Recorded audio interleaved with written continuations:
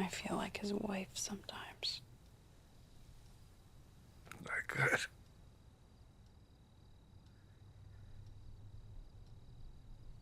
But I haven't lately because we haven't been talking. But I really miss him.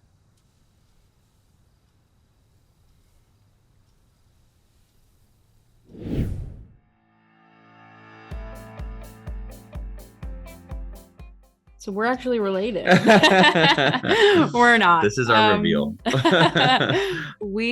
But I do feel, and I think we've decided Cooper and I are like kindred spirits, and I think we're spiritually brother and sister, and that it's not a coincidence that we ended up playing brother and sister. I think it was.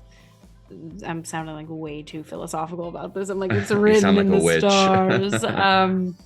But we just had chemistry kind of instantly, and luckily so, because when he sent me the script, it was the best thing I'd ever read, and I absolutely needed to do it and wanted to be a part of it, and was also just like shocked and surprised that I was being offered something like this, which to me felt such a incredible role as an actor, but also exactly what I was looking to do post Riverdale, because that was just coming to an end and this would be the first thing that I did when that show ended.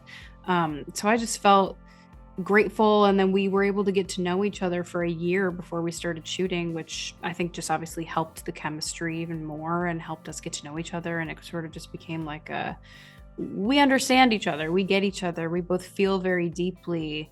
We're empathic people and have like deep compassion for these characters, and also are deeply messed up in our own ways, and we're able to find catharsis through playing these people. Yeah, I think like getting to know each other and trust each other and like respect each other, all it just helps so much. It's not like we were developing Hal and Harper's bond off screen. We were kind of developing our own bond, and but the more you fall into that and get closer in that and trust each other, and uh, that always just translates into you can tap into something deep that's very different, but that you can trust each other to go to those depths with each other in a way that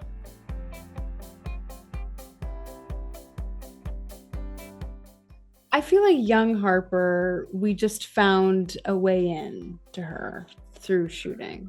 I just feel like I like, there's only so much on the page. Like there, I one of like the first scene we did, the script was just like, they're at lunch. She's in line. She sees her brother. Brother waves, and like it's just like four sentences, and it was like the most magical thing I've ever experienced watching. It was just like I was crying. I was like snotting. I was like, "Here's this is the show," but it's hard to describe like what Lily brings to third grade Harper is not to be spoken about almost. It's like it's just so it's it's so sacred, and I really mean it. It's like my favorite thing in the world, and it's offered me so much healing watching, and I know that it's gonna offer so many audience members some real healing, because she just what she gives, especially in the finale, it's just such a gift, and to watch and to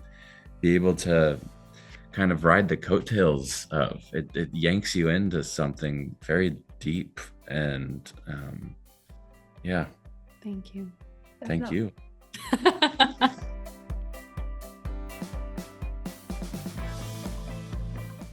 I mean, I approached young Harper as almost kind of a different character totally. The heart and soul are the same, but I think the emotions are not, in the sense that young Harper, third grade Harper, doesn't have the space to feel.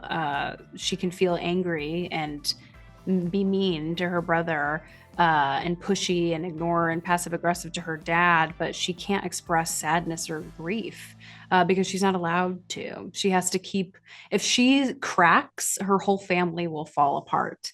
And to have that pressure as a 9-year old girl is impossible And I think so playing her, I just tried to be as like pretty blunt and straightforward and emotionally unattached as possible.